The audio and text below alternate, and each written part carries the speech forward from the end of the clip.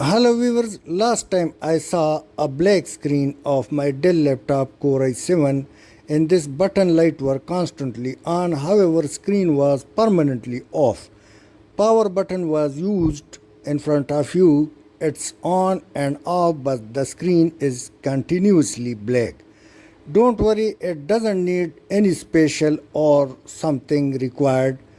Just simple solution you will shortly see. And in case if it's not solution to your problem of black screen, see the thumbnail at the end of this video. Now first power off your laptop and then flip close the laptop properly. Switch off all the wires connected to it and wait from 5 to 10 minutes, and after that simply you need not to do anything. Simply open your laptop and in front of you it's working. There are also 3 more black screen videos of computer system available in the playlist on the name of computer operations in Khan Tech. Thanks for watching.